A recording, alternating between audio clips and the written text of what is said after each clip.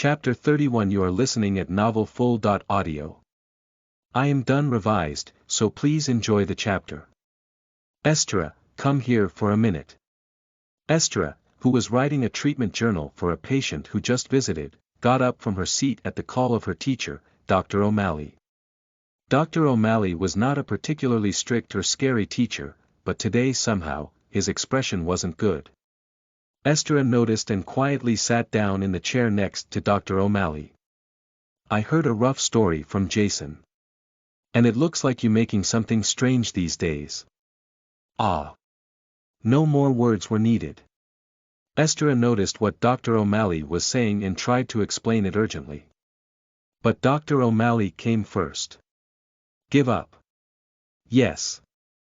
Estra looked at the doctor. But Dr. O'Malley only shook his head. I don't like it because you seem to be playing with Miss Florentia's impulses, Estra. Impulsive. What can she know? She is just a kid who is only 8 years old now. I know you are so desperate and too excited about a joke like that.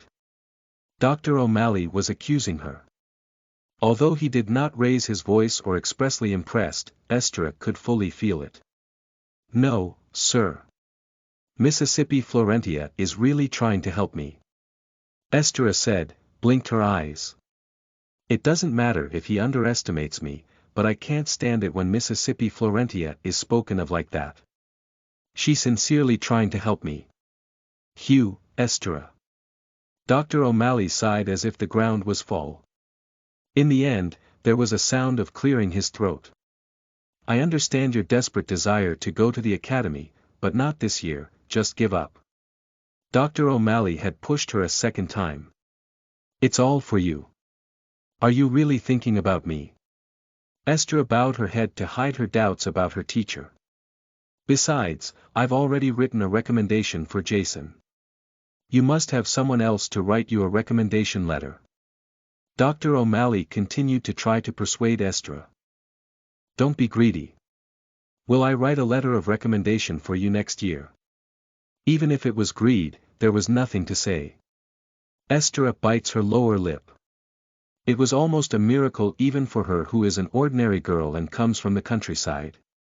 She got a job where she could make money while working on the medicine, and even got the chance to learn pharmacy under famous Lombardy's doctor. So Dr. O'Malley was right. It could be greedy to aim for a job as a researcher at the academy too. Estra understood the criticism in the doctor's eyes. Teacher, said Estra in a quiet voice. I want to do as much as I can. Estra, even though I said this. I want to live up to the expectations of Mississippi Florentia, sir. Dr. O'Malley, who was trying to push again, shut up when the name of Florentia came out. My lady told me I could do it. She said she would help me, and she would let me go to the academy. Estra laughed strongly as she recalled that time. 3, as you said, she may be still a kid, but I do believe. She said she would make Estra's dream come true. She did not laugh when she heard a dream that was too big for the common people, never mind a woman. Rather, she will help her, she promised to her. Those pretty green eyes of that time were engraved in Estra's heart. You keep doing reckless things like this, even if I say I won't write a letter of recommendation. Dr. O'Malley ended up swaying. Originally, it was a conversation meant to end soon because Estra was silent. She was a disciple who usually speaks a little and always obeys. He didn't know she would be stubborn like this. If he can't beat Estra's will, his position as the doctor becomes difficult. Yesterday, V's Lombardy called Dr. O'Malley. When he arrived, he thinks that it was a regular visit, but V's and Jason's father, the president of the Plan Medical Company, sit together. It was not surprising because he knew the relationship between the two of them, where money and friendship go hand in hand. But when the president of the Plan Medical Company complained about Estra in front of V's, he was truly surprised. He didn't even think that he would have such ambitions. The president said, I don't think it makes sense for such a girl to dare to ask for a doctor's recommendation, so why don't you throw her right away? And he said that he was concerned because his student was not aware of her place, and he said the doctors shouldn't make him worry about it again in the future. In a word, he said that he should not write recommendations to anyone, including Estra, for the time being. In response, Dr. O'Malley made the oath, saying that he would take responsibility and make Estra give up on the academy. It was because he thought about the timid personality of Estra. He thought that if he just says a few words, she would calmly give up on the academy. Think well. Dr. O'Malley was convinced this time that Estra would break her stubbornness. She hesitated for a while. But like a lie, Estra nodded her head. Yes, sir. I'm sorry.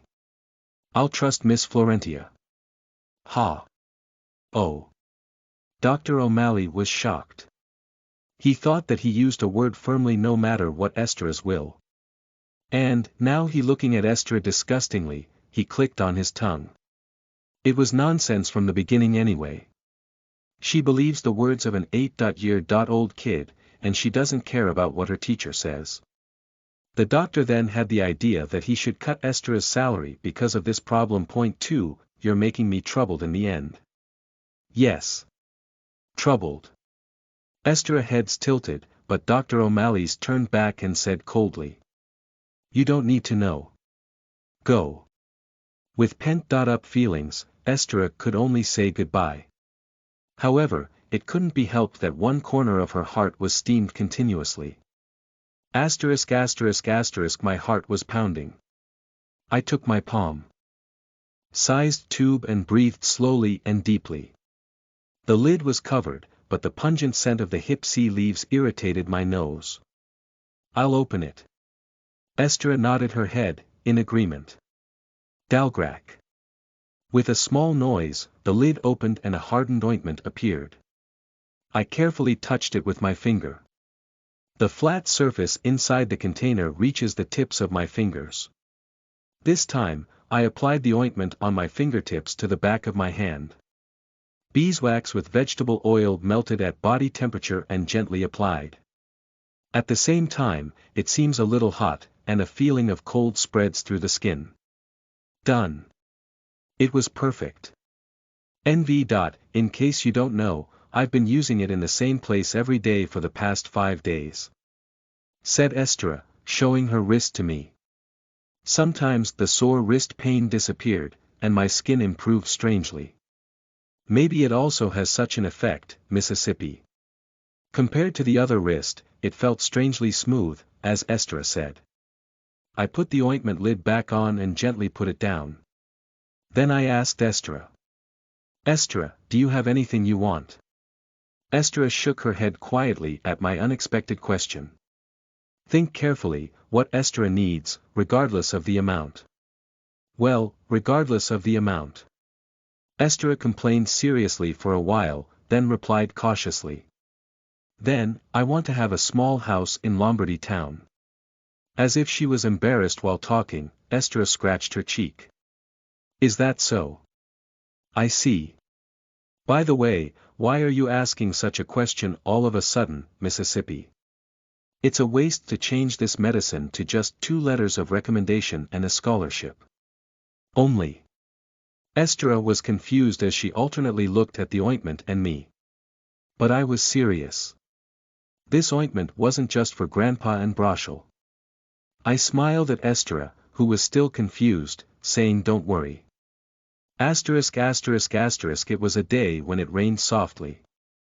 It was a nice rain after a long time, but it wasn't very good weather for Lulak, who had poor knees. But while rubbing his uncomfortable knee with his hand, he looked at the smiling face, the librarian Grandpa. Broschel laughed in vain. Are you not in good condition? Definitely good. While you? Lulak still said with a big smile. I was regretted that Claravan was going to work as a side job. He said that his business partner was Gallahan. Lulak first questioned his ears. He suddenly visited and informed that he was going to do business with Gallahan. And he said, Gallahan.nim seems to be a very smart person, and he rarely even praised others. No matter how it is. I don't know what kind of business he's talking about until the end. Lulak didn't stop laughing while complaining that much. Broshel laughed together as he looked at him. But why did you call me today? Oh, that's it. I mean, a crazy guy is asking you and me to write a recommendation. As if suddenly thinking of someone, Lulak's eye wrinkles became thicker. Now the tail of his mouth was getting caught in the ears. Broshel knew him for over 30 years, but it was the first time he had ever seen Lulak's nasty look. Broshel tilted his head. Then, he heard a little knock. Come in, as if Lulak waited. When the door opened and the little girl appeared, Broshel wanted to see what kind of joke this was. Hi. Plus it was Lulak's 8-year-old granddaughter, Florentia, who nodded. Chapter 32. You are listening at NovelFull.audio. I concealed my trembling heart as much as possible and entered my grandfather's office. Fortunately, the weather was also helping. The sky was cloudy and it was raining. Oh goo, did our granddaughter come? Grandpa opened his arms wide towards me with a slightly shaky face. Grandpa. I ran as it was and struck in my grandfather's arms. Haha. Next to him, Broshel was laughing with a surprised face looking at me and my grandfather. It was probably the first time he had seen this kind of grandfather. Well. I also sympathized with it. Lulak Lombardy's unfolded looks like this. If he had seen me in my previous life, he might have been surprised and moved back. I stepped out of my grandfather's arms and said hello again to Broshel. Hello, librarian grandpa. Haha. It's been a while, Mississippi Florentia. After my father got busy, he seemed to welcome me even more because he didn't go to the library often. I didn't know the person who was trying to get the recommendation letter was a lady. Broshel said to me. It's not me, it's a recommendation for Esther. She is a student of Dr. O'Malley. Ah, I know. She is still young, but she is a pretty smart kid. Yes. Esther knows a lot about medicinal herbs. So today I brought the medicine that Esther made to show to you too. I took the medicine jar out of the little handbag I was holding. Does it have a peculiar smell? Said my grandfather, sniffing his nose. He was looking forward to what kind of medicine was in the jar. Of course, I had no intention of satisfying my grandfather's curiosity right away. I opened the lid of the jar and approached Broshel. Does your finger hurt a lot? How did you know that? Broshel said in amazement. People with heavy-handed occupations, when they get older, it is common to develop calluses on their fingers. I could tell just by looking at Broshel's fingertips slightly bent. That's what Esther did. Those who hold a lot of pens like grandfathers can get sick in the joints of their fingers. I turned all the preliminary to Esther and scooped up the ointment with my fingertips. Please hand. At my words, Broshel, who looked at my grandfather for a moment, stretched out his sore hand. Obviously, the fingers holding the pen were bent in an uncomfortable shape just by looking at them. I carefully applied the ointment to each finger. The reaction came immediately. Ho! Broshel.nim was surprised and looked at the ointment with strange eyes. How are you? It was cloudy, so the throbbing was worse. But I applied much so that it was absorbed well into the joints even with small hands. Point 2. In fact, it was okay to do it in moderation. But I looked closely at Broshel's bent fingers. The only place for me left alone in my previous life was books. Broshel.nim keeps the library until late at night for me and sometimes teaches me if there is something I don't know in the book. It may have been a small favor to someone who held the position of librarian, but it was a great comfort to me at the time. To express my gratitude at that time, I applied the ointment to Broshel's hand. Come on, you're done. How are you now, librarian grandpa? The feeling of coolness was stronger than before. Thanks to that, I can barely feel the pain, so this is the usefulness. Hey, isn't it? Broshel.nim was smelling the stretching scent as if he didn't like the scent of Hep C from his hand. Florentia. Then my grandfather called me. It seemed that he didn't like something to see Broschel.nim with a blunt face. How about this, Grandpa? Perhaps it was envious of Broschel.nim. I felt like I would laugh, but I quickly took the ointment so my grandfather didn't feel disappointed. As I approached, I said boldly to my grandfather, who looked at me blankly. The knee. Ha! Grandpa's knee, please. Grandpa asked in amazement. How do you know that my knees are not good? You sometimes tapped it like this, I said, repeating my grandfather's habitual behavior. Florentia. Grandpa looked at me and couldn't say anything for a while. He seemed very impressed that I knew grandfather's pain. Grandpa, come on. At my rush, my grandfather rolled up the hem and showed me the right knee. I also took a lot of ointment and applied it hard on my grandfather's knee, with the thought of becoming a filial granddaughter and massaging his sore leg. Unlike Broschel, my grandfather was quiet. He only looked down at the knee where the ointment was applied, with the eyebrows narrowed slightly. This. Finally, Grandpa opened his mouth with a serious face. He moved his sore knee a few times and looked at me with a big question mark on it. This, what is this, Florentia? It's a medicine made by Estra. So what kind of medicine? Grandpa, surprised, kept folding and unfolding his knees. It seemed strange that the pain was not easily felt because of the cool feeling. A little bit modified by Estra on a medicine that has been passed down from generation to generation. How's it, Grandpa? The answer was already revealed in my grandfather's expression, but I dare to ask. How is it, Grandpa? Grandpa nodded and replied. If she can make this kind of medicine, she deserves my recommendation. Broschel.nim also said with a smile. I am already looking forward to seeing what kind of results will come when such talent starts researching at a well-equipped academy. The two of them were already in the moment to write even 10 letters of recommendation to Estra. Estra probably needs a scholarship. Research and living expenses. That's it. Grandpa agreed so easily. This loosens up my pocket money, which I try to add to Estra in case of an emergency. But this is not the end. I could see my grandfather reaching for the jar as if he were possessed. I just covered the lid and held it in my hand. Florentia. Grandpa looked at me in embarrassment. I smiled and said. Estra says. This medicine is very easy to make. Is it easy to make such a drug? Grandpa seemed to be as shocked as when he first applied for the medicine. So, she was told me that she likes to give some of these medicines to my grandfather and Mr. Broschel, who write recommendations. Just as expected. Haha. She is a good child. There was a big smile on my grandfather's face. Broschel.nim is also ha-hio-hio. He seemed very happy to see him laughing and stroking his beard. As I watched the reaction of both of you, I threw a sneak peek. Wouldn't others like it then? The sound of grandfather's laugh stopped. My grandfather's eyes met my eyes.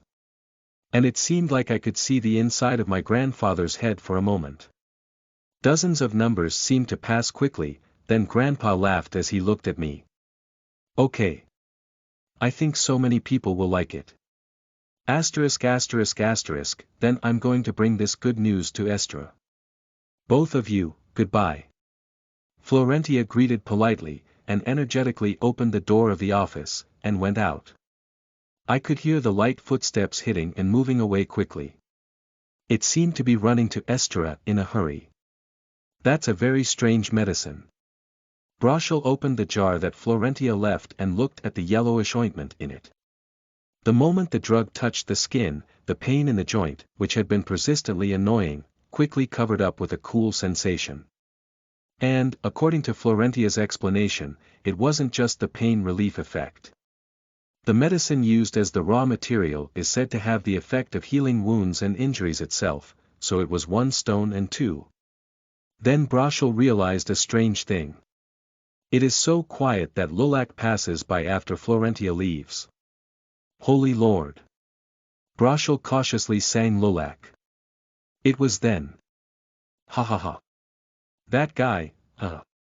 A big laugh burst out of Lulak so that Brochel was startled. Lulak was laughing loud enough to lift his shoulders. As I reached this age, I thought there would be no more surprises. Lulak once again laughed as the image of Florentia, who was talking loudly, came to mind.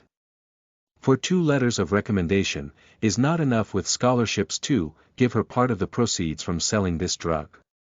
That was the condition of Florentia. It was a legitimate request. This magical drug was Estra's invention. The percentage of the required revenue was also very reasonable. The conscientious trader made such a condition that he would no longer negotiate and accept it without saying anything. So, Lulak had no choice but to accept it. Isn't it possible that you can't show a unique appearance to your young granddaughter? Of course, if it was someone else, it would have been absurd. Perhaps. Perhaps that thought was all contained in that little head, and Lulak's mind ran over it. Brochel. Yes, Lord. Aren't our Florentia is smart? Brochel laughed at Lulak's question and nodded. The future of Lombardy is bright. Right. The future of Lombardy. It could have been the main lead of adults with a child who is only 8 years old. However, Lulak couldn't take his eyes off the small pot in front of him for a while. The day has come for Estra to leave Point 1. It was just a few days after I had a conversation with my grandfather. While sponsoring, my grandfather shot me hot. She said she couldn't have Estra live in a dormitory, carrying a letter of recommendation from Lombardy, and bought a home near the academy. In addition, permission from the dean of the academy, in particular, allowed Estra to come in a little faster than others and to adjust in advance. All that was left for Estra was to work hard at the academy and wait for the sales of the ointment to accumulate at Lombardy Bank in her name. In front of the carriage waiting for all the luggage to be loaded and the coachman holding the reins of the horse, Estra saw me in tears. How can I repay Mississippi Florentia? Ah! It's all an opportunity you got because Estra is excellent. I said with a smile, but Estra shook her head in cry. If there is any way I can repay this favor. I stared up at Estra. And asked. You think so, Estra? Of course. Please tell me anything, Mississippi. Estra was touched by my words. I hesitated for a moment and said. Then, Estra. I have one request. It's not a small request. It was the death of my father, Gallihan Lombardy, in his mid-30s. And in the area where the academy is located, there is a medicinal herb called Ro that grows. Make Tlenbreu's remedy with it. Tlenbreu's remedy. Estra's voice trembled. How can a lady see that the herb called Rosette becomes a remedy? I didn't answer. Mississippi. Estra's trembling eyes looked at me. I also looked at Estra face to face. And at some point, the trembling of those eyes stopped looking at me. She seemed to have found her answer. And asked. L.C. Can I make a cure for such a rare disease? I doubt that I can do such a great job. It is an overly heavy burden to put on a person who is just leaving the road to become a researcher. But I replied, looking straight at Estra. Ha! Estra can do it. I can make a remedy. Because you are the one who will make the remedy. Just 3 years after my father died, I heard the news that a scholar named Estra, who once studied at the Lombardy Clinic, created a remedy for Tlenbreu based on an herb called Ro.1. However, in this life, we have to make a cure a little faster than that. That's why I gave the clue Ro together. Estra will definitely be able to do it. This was the reason why I had to send Estra to the academy quickly at any cost. Chapter 33. You are listening at NovelFull.audio. Dillard, who is currently in charge of the Lombardy general manager, entered the mansion early in the morning under the call of the Lord. Dillard line has been a family member of Lombardy for generations, and their loyalty has been tremendous. As a joke, it was said that the emperor of the Dillards was Lombardy, not the real emperor. It's been a while since you're here, Romance, too. At the mansion porch, the butler politely greeted him. Are we going to the Lord's office? No. Today, there was a person who called you to the meeting room. Meeting room? Dillard answers as if it were a big deal while stroking his short beard. This Lombardy's general manager was old but never stepped back from the front lines for a moment. Still, all of Lombardy's contracts and advances have gone through his desk. Obviously, although his job does not require him to meet Lord in person, he was called in hastily, and he was nervous, thinking that something might have happened. But come into the conference room. Then he asked the deacon. Are there any other people here besides me? The deacon replied with a small smile. Currently, Brays, Herons, Bilkeys, Devons, and worse have already arrived. You are the last in Rome. Dillard's face became more confused. All the families the deacon spoke of were those who were serving Lombardy like Dillard. Like the Dillard family, some people were in charge of major businesses such as banking, education, transportation, agriculture, and architecture. Dillard, who quickly stepped in, hurriedly opened the door of the meeting room. Lord of Herons was greeted Dillard first. Oh, it's been a long time. Do you know what the hell is going on? However, he was the same as he shook his head. Romance, the general manager, searched for an empty seat, sit down and asked the same question to Bray's first son, who was sitting next to him, but the answers were similar. I don't know well either. I suddenly got a call yesterday. It's true. It's not common to call them like this. Romance was right. It was only at the New Year's party at the beginning of the year and Lulak's birthday banquets that this number of people gathered at once. Then, the door opened and another person came in. No, even you, Claravan. It was Claravan with a drowsy face. While looking at the middle for a moment, Claravan naturally came to the side of Romance and sat down. Romance Dillard, who was briefly surprised by the appearance of Claravan, said hello in a small, low-key voice. It's been a long time, Claravan. Claravan, who rubbed his eyes as if tired, replied with a small voice, raising his head a little. Yes, father. Claravan's surname Pellet was his mother's surname. Dillard's illegitimate child, Claravan, grows up and lives apart from the Dillard's family. The vassals in the left who were familiar with the relationship of the rich man pretended not to hear the greetings shared by the two. After a while, Lulak Lombardy opened the door of the conference room and entered. Except for the old worse lord, everyone jumped up and greeted them from where they were sitting. Lulak laughed as he beckoned to sit at them. Everyone was here. Contrary to what they were worried about, his smiley face looked very pleasant. Thanks to this, the gathered vassals became more suspicious. The reason I called everyone today is. There was tension in the middle of the seat. When Lulak beckoned once, the attendant came out carrying something on the tray. Sweet. One small pot was placed in front of each person. He couldn't figure out what it was, tightly tied with a pretty red string. What is this smell? Asked Dillard, carefully bringing his face to the jar. It smells cool, but it's the first time I smell it. I know, right? Those who are in a hurry already lifted the jar and even shaken it slightly. Lulak, who looked at them with a smile, said. It's about the medicine. I had guessed at the bitter smell. The vassals stared at each other's faces in the distance. Can I open it? When Claravan asked, Lulak nodded coolly. To the vassals who quarreled back and forth for curious minds and unwrapped the red ribbon, Lulak explained more. It's a versatile ointment applied to a painful place. Especially, it's a special medicine for muscle pain and people with poor joints like me. As they got older, the vassals that had one or two uncomfortable places looked into the ointment while shining their eyes even more. Oh. But they said don't apply it to skin peeling or bleeding wounds. Devons raised his index finger and said firmly. But why?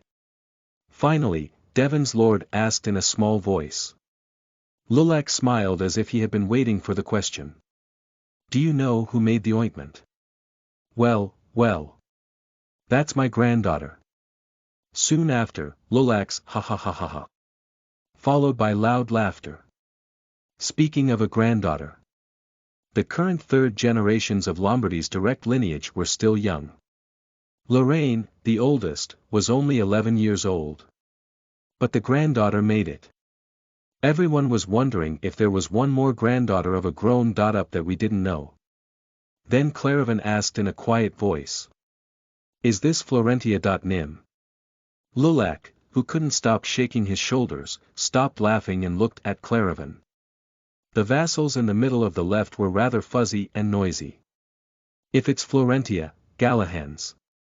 She's still young. However, it didn't seem like they were joking about Lulak, who proudly boasted that it was made by her granddaughter, or Claravan looking at that Lulak. Ha ha ha. Suddenly, Lulak laughed again. Everyone, it was when they were sighing, saying that it was a joke. I'm not kidding. It's really made by my granddaughter, Florentia. It's a collaboration with a scholar named Estra who entered the academy this year as a researcher with my recommendation. Aha, a joint venture. Ha ha ha. It was a collaboration. People burst into laughter only then. Well, it is.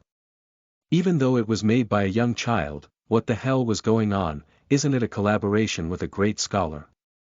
If you look at it, you must have picked the color of this ribbon. That was the idea of the vassals. It's a product that will be sold in earnest from next month. At that time, you won't be able to buy it because it doesn't exist, so thank you. I think Lord is very proud of her granddaughter. Heron's lord laughed and struck him. I don't know how far you'll believe me, but you should have seen my granddaughter come and negotiate with me with the ointment. You mean negotiating? With the Lord. The trails were amazing. It was because they took quite a long time to sit down, laugh, and talk with Lulak. The average child cries hard even when held in Lulak's arms. But she negotiated with such a lord. That kid. Florentia isn't afraid of me. She's a very nasty kid. Ho. That's amazing. It was an unbelievable atmosphere that everyone said that Florentia created the ointment. He seemed to be dubious to say that, she wasn't scared of Lord and she was a kid too. By the way, I didn't know if the Lord was so proud of his grandchildren. At this meeting, Lord of Worse family, who is the oldest and has a strong relationship with Lulak, said with a smile. The old guy has to be very smart. It seemed like a joke, but he laughed without worrying about Lulak. Because he thought something was wrong, he was the one who rushed onto the carriage from early morning just to get the ointment from the Lord's proud granddaughter. Despite the unique cold, he looked down at the parcel in front of him with deep eyes without knowing what was inside. Then, he touched the end of the red ribbon with his fingers. It was the same color as the color of the braids that Florentia wears most often. Claravan. Why do you do that? Dillard, who was watching him from the side, called his son in wonder. Maybe you are thinking the same with your father and with them. At first glance, Claravan's eyes looked at the laughs and chatters with a comfortable look. But in the middle, there were moments when their eyes just stayed on. Everyone will be trying to figure out why Lord put everyone together and showed this ointment. In the Kingdom of Lombardy, it was the job of the vassals to read and practice the Lord's intention. Everyone seemed to be talking without thinking about it, but that's just the appearance. Father, don't you even think about how and when to distribute this ointment at the top of Lombardy? Dillard nodded, shrugging his shoulders as if he had been caught.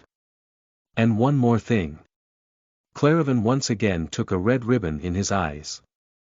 Something that could be called instinct was telling Claravan. Watch the owner of this red ribbon. Claravan cherished a small, round jar in his hand. ***** class is over. I think red is a good match for Florentia. Lorraine said, tying a red braid to my head. Lara's white looks good. I wasn't just saying it. Is it because of Lorraine's white skin, or because of the blue eyes inherited from Angina's? The white color went well with Lorraine. Thanks. She praised me first, but she feels embarrassed to receive praise. She was so kind, innocent, and tender-hearted that he wouldn't be like Belsac, a child that was born in the same boat. 2 It was a flower that was too fine to wither without being loved by leaving alone in a far place. I said to Lorraine while thinking about that. Don't you like dolls? There was something that came in as a gift for my birthday before, but I hate dolls. Would you like to have Lorraine? Really? Wow, good. Lorraine showed off a happy smile that I would show when I got a gold bar from someone. I. Give me a present too, Tia. The twins made a cry as they sorted out the books and cushions I was trying to organize. Okay, I see. There was only one reason I was chatting with kids like this now. Am. I looked back, pretending to yawn loudly. I'm still watching, I'm watching. Claravan was looking at me with eyes that seemed to shoot a laser. Even before the start of class, he asked questions to me whenever he had spare time throughout the class. Then, after the class is over, he is doing that outright. I'm worried about it. But that doesn't mean that you can't say, I'm going to die because your glares hurt. I am an innocent child who knows nothing right now, an innocent child. Someone patted me on the shoulder of memorizing the spell to myself. Wow, that's a surprise. Why are you so surprised? It was Claravan. Well. You were over there until now. Why are you doing that, sir? I asked with a disgusting smile as much as possible. Come with me. Yeah. Lorraine and the twins who were next to him also tilted their heads. 1 I am not wrong. I told you to go with me, Florentia. What did I do wrong? Chapter 34 You are listening at novelfull.audio. I'm also on my way to meet Gallahan, so let's go along. Okay. I am also. Not only me, but the kids around me nodded as if convinced. Lorraine wondered if the small sweeping of her chest would cause me to be dragged by Claravan and cause a soul. Claravan narrowed his eyes for a moment as if he was not greedy for everyone's reaction. Well, then shall we go? Okay. Go. The twins noticed their stinging eyes and then got up quietly from their seats. Goodbye. Then, before even catching him, he greeted him and ran away. Hi, Florentia. Bye, sir. Lorraine quickly greeted him like she would fall behind and moved away from us. Belsac, who was waiting for his sister at the doorway, looked at me once and saw me following Claravan. Everyone is so scared of Claravan. Of course, he wasn't that rounded personality, and although his eyes were a little bit spicier than others. I looked at Claravan. Well, I don't understand. It's definitely a handsome face because he doesn't smile and has a strong cold impression. Of course, I can concentrate on the lecture well because the content is good, but there are also some because Claravan is handsome. Everyone is so scared of Claravan. Is that right, sir? Claravan shrugs at me. I do not know. I think the lady is a little special, but... Is that so? Claravan did not answer any more and took the lead. However, I didn't like to walk away alone because I couldn't catch up. Rather, I walked slowly, looking like I had come out for a walk. He holding back. It is to consider myself, who cannot walk as fast as an adult. Look at this person is such a good person. ********. Ha.am. I tried to put up with it, but I finally yawned out. I saw two people in a meeting eagerly, stealing the tears running in the corners of their eyes. But then, isn't it no longer a business for the common people? My father said dissatisfiedly to Claravan. This price is a price that a commoner with a little money can afford. Claravan replied in an easy-going voice. Yes. It's a price that only those with money can afford. That's what I mean. The focus of this business is not in terms of price. Quality. It's in quality. No matter how good quality it is, what's the use of it if people don't buy it? For a while already, the meetings have been spinning around. At first, I was surprised too. He said that he was a person who could be such a passionate person for something. Until the meeting started, my father, who seemed to be struggling with Claravan, suddenly took off his appearance and was fighting with Claravan. But if my father was like fire, Claravan was like ice. He was calmly and frankly refuting my father's burning idea and pouring cold water. Of course, that is why the two become a good match. Between my chin on the table and flipping the crumbs with my nails, my father and Claravan also fell into a lull. Let's take a break. Woo. My father's face, sighing while touching his eyes, looked very tired. I approached carefully and asked. Dad, are you okay? My father laughed weakly at my question and sat me on his lap with a shout. Tia. Yeah. Can Dad do it well? Well, the business he is doing right now is quite different from my father's natural personality. Last time, the Koroi Cotton Project was the same, but at that time, everything happened to me. But this time it was different. This project was led by my father from start to finish. Even the Lord was like that. It is not the money with Lombardi's label, but the money that an individual named Gallahan has collected so far. Of course, even if this business fails, it is possible because I am a Lombardy person who has no difficulty in living and can eat for a lifetime. Cheer up, Dad. Even though the words of a familiar nursery rhyme were spoken, I patted my father's shoulder with sincerity. It's cool to say that it's pre-made for someone to wear. I deliberately raised my hands and shouted exaggeratedly. Yes. In a word, the business that my father is planning now was a ready-to-wear business. It was the idea that he got when he made a prototype for the promotion during the last Koroi Cotton Project and gave it to the nobility. You might think it's just a general apparel business, but the important thing is that there is no concept of ready-to-wear here yet. People here usually go to the dressing room to tailor their clothes. It's a pretty convenient system for those who buy clothes. Professional costume designers and tailors, with many experiences, visit the waiting room, and everything is solved at once. Through consultation with a designer, I can make clothes in the shape I want using the fabric I want. Since it is made to fit my body, there is no need to worry about it. But that's why it's expensive. Even the nobles are not as financially capable as they are, and clothes are treated quite preciously. This is especially true for dresses that are colorful and delicate enough to wear when attending a banquet or social event because the material cost is not high. Even the nobles are not free from clothes, but the commoners are ugly. Those who can afford it look for inexpensive dressing rooms for the commoners, but if not, they make their own clothes at home. Because the clothes are made while taking off the fabric, the mother's skill sets the quality of the clothes of the household, creating a situation where it is impossible to laugh. Because of that, I was told that poor people often do not wash their clothes because they fear they will break if they rub their clothes frequently. In this situation, my father's idea is really groundbreaking. When I first heard of it, I really thought that my father was a huge genius.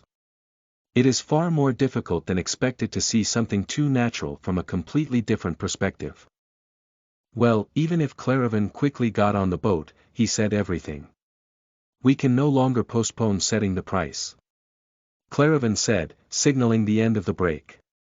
There are quite a lot of things to consider, such as the cost of ordering the Craftsman's Guild, the price of making the pattern of the costume, and the cost of building materials. I got down from his lap and sat down on the chair next to them so they could talk comfortably. At that time, my eyes and Claravan's eyes meet. It was the same as usual, but it was a different look. But it's also for a while. With a single blink of an eye, the color disappeared. Did I see it wrong? Gallahan, please listen carefully. Claravan, who turned his gaze away from me, said to my father. Gallahan. When I said that the store should be placed on the Heslop market, not Setakuna, it was the judgment that the commoners would be more open to new ways of purchasing than the nobles. But this project should be directed toward those who want luxury, even among the commoners. Ha! Wait a minute. I looked at Claravan in amazement. This isn't it. But Claravan is serious. There seemed to be no time for jokes to enter the eyes of my father. My father began to think very carefully about Claravan's appearance. It's a luxury product. No, father. That's not it. Yes, it should be a business for those who use the Haslop market but can use their own tons of money for something new. No, what's wrong with Claravan? I was embarrassed, so I started sweating behind my back. Is it right to raise the price? Finally, my father wears his hand and complains. You've been doing well so far. This project should target the average middle class among the common people. So naturally, the price should be set at a lower price to make sense. A capable person will try new things to avoid the trouble of making his own clothes, but will not choose cheap clothing over tailored clothing in a clothing store. Clothes for special occasions will still fit all the time, but those who are willing to buy ready to wear clothes cheaply know that the designs can overlap with the everyday clothes they wear every day. Think carefully. It was Claravan I believed. You are trying to lead my father the wrong way. I waited until the end of the conversation. May either my father or Claravan notice the blind spots of this opinion. However, the moment my father opened his mouth after deep consideration, he had to intervene. Then, as expected, raising the price. Well, but I would hate it. As I hurriedly shouted, my father looked at me with amazement.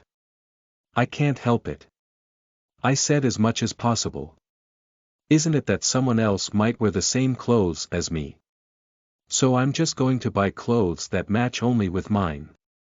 Is that so? Because I originally bought clothes in the dressing room. He nodded a little, saying, that's right, so I think I need to lower the price of clothes. So that you can buy it easily and wear it comfortably. As usual, I just wanted to give you a hint, but I couldn't take the risk of going wrong again.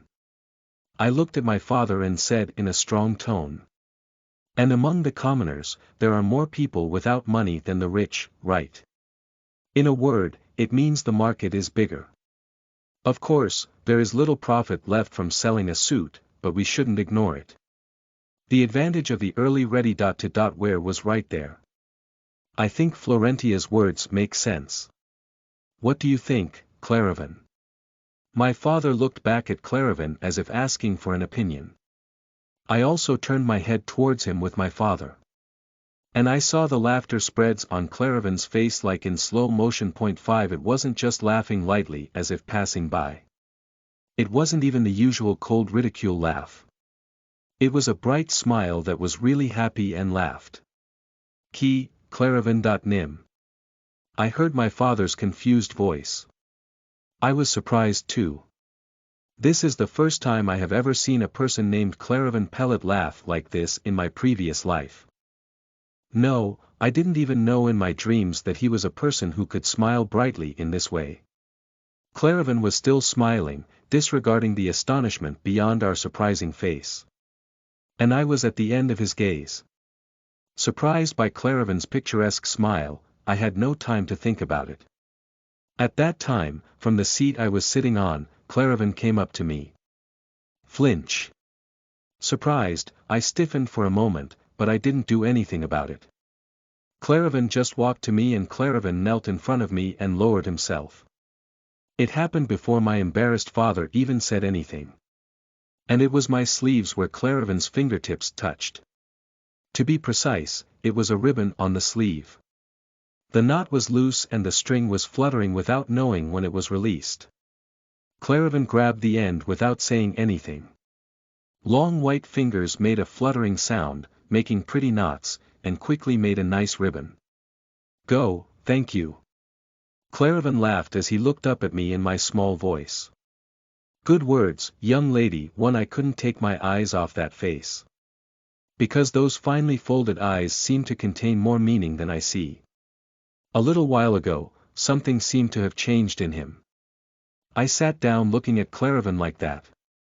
Chapter 35. You are listening at NovelFull.audio. The kitchen of the Lombardy mansion was noisy from the dawn. This was because today is a day for the immediate family of Lombardy to gather together and have lunch. My father, who seemed to have no time to breathe because he was busy, was at home without going to work today. It was because I couldn't be late for a family meal after a long time. In fact, in any case, it was the grandfather's command to take the family-like appearance between families as important as Lombardy's business thrives. Thanks to this, our family, who skipped breakfast and did a simple trick to soothe her stomach, borrowed the hands of the employees to dress it up. It seems that other families are hiring people to help with their decorating, but we didn't feel the need to do that. Sometimes when such an important day came, it was enough to get help at that time. Our Tia is getting prettier day by day. My father smiled and said to me in the mirror. I did not say anything of humility. It's pretty even when I see it with my own eyes. Dad is so cool too. These are not empty words either. My father, dressed up for a long time, is so cool that my eyes are rounded.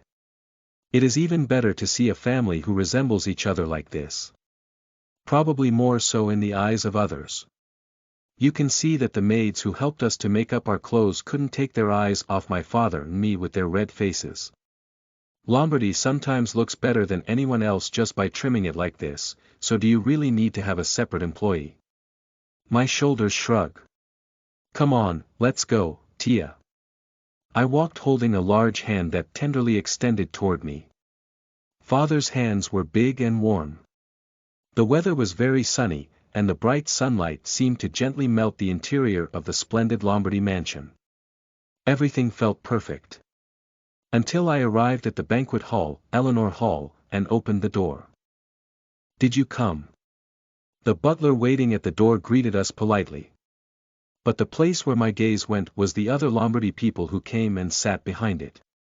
Seeing that the top seat was empty, it seemed that grandfather had not yet arrived. Ugh! I don't want to go in. Instinctively, I soothed my legs trying to step backward, but I walked to the table as my father led me. As I got closer, I saw their familiar faces. To be precise, they were all faces that looked 20 years younger than the ones in my memory. Even though they are all like angels at first glance, they are wearing colorful clothes and beautiful appearances. I know that the inside is empty or darkly colored. V's, who was sitting at the top of the seat, looked at me as if he felt my gaze. Honestly, as Lombardy's bloodline, as much as my father and the brother, his appearance is not ugly.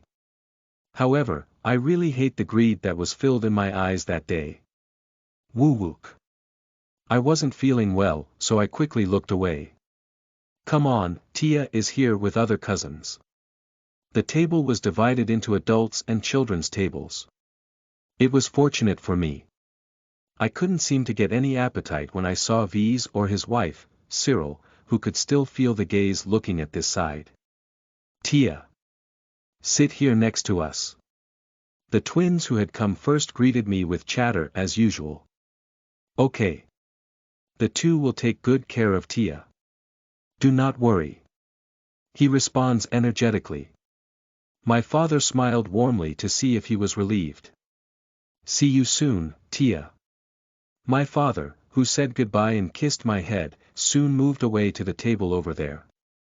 In the seats where both pairs were sitting, only my father looked a little lonely alone. With a small sigh, I turned to sit down. Tia will be sitting next to me. No. It's my seat next to me. The twins were arguing over me.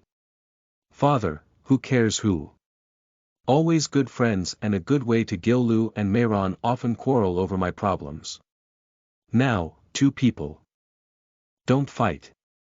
I've been reading all over, but the twins who had already gotten sick didn't seem to be able to hear my voice. It's my turn this time. Where is that? The voice gets louder and more.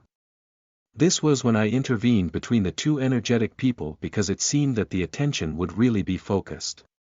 Gil-Lu. Mehran. As someone walked into the banquet hall, the twins' names were called in a harsh voice. It was Vestian Scholz, the father of the two. The smile didn't disappear from the face that was approaching with a big step, but the atmosphere was unclear. What are you doing loudly? And Vestian's gaze approached me. You are again. Yes. Vestian's attitude is strange. The attitude is completely different from when I was with Aunt Jeanette. He glances at me as if he were seeing a headache, and he even pushes his shoulders out of sight. It was a light gesture, but my body took a step back due to the power of an adult. Vestian, who removed me from the twins' side, told the sons. Didn't father tell you that you should be polite at today's family gatherings? Yes. I'm sorry. The twins, who became gloomy as they were scolded, bow their heads. Yes, I trust you. Vestian said that for the last time and walked to the table over there.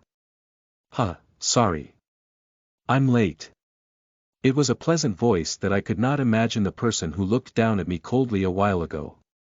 Yes, that's what I know of Vestian Scholz. As if I had dreamed for a while, I sat down next to the twins who had quietly returned to their seats. Of course, the two returned with their usual playful faces, wondering when they were depressed. I asked them carefully. Hey, did I do anything wrong? The twins tilted their heads at my question. Just before, Vestian.nim, because I think he is a little angry with me. Only then the two nodded, saying, ah. Then he noticed his surroundings and answered me. It's not that Tia was wrong. Because my father originally hated cousins. The cousins. Do you hate it?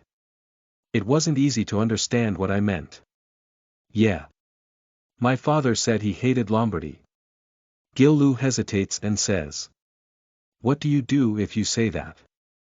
Mehran was frightened and scolded Gil-Lu. But, Tia is okay. Yes, but. I won't tell anyone. Don't worry. I said to reassure them. Mehran was relieved as if he had become more comfortable with my promise. And whispered in a small voice as if making excuses. Father doesn't like us playing with Tia either. Okay. Aunt Jeanette knows that. Not surprisingly, the twins shook their heads at the same time.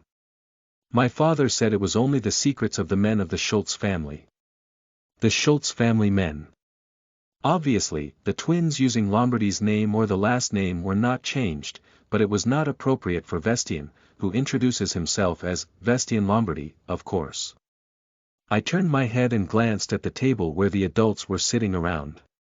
Ha ha ho ho, laughter was flowing about what kind of joke Vestian made. However, there is no lie in the words of the twins and the touch that pushed me away. However, the smile of Jeanette, who was holding Vestian's hand and laughing together, did not show any expression. Jeanette, as I know it, she was a person who would rather go neatly than perform such actions. As in previous life. But one thing is for sure, that Vestian Scholz might not be the kind of carefree son-in-law I was thinking of. It was then. A rumbling voice came from across the large table.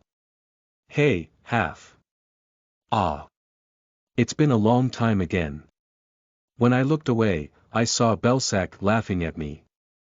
It bursts and seems to have been dying for a while. Today, my face is full of unfortunate laughter. I can't grind the thread for the needle. Even today, Astaliu, who is sticking to Belsac's side, also seemed to be steadfast. Hey, can't you hear me calling? When I didn't answer, Belsac growled in an even harsher voice. But do people say that the dog is barking?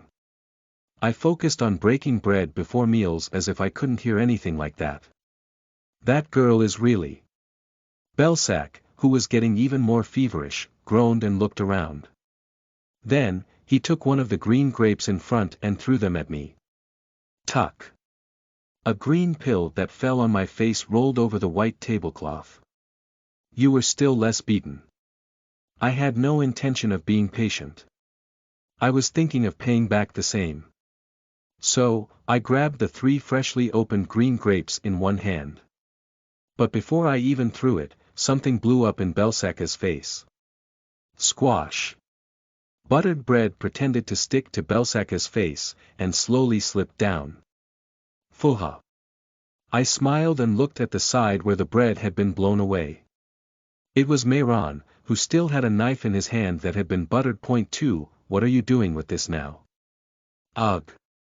Belsac, who had peeled the bread from his face, became angry, but another piece of bread flew away, this time sticking to the other face.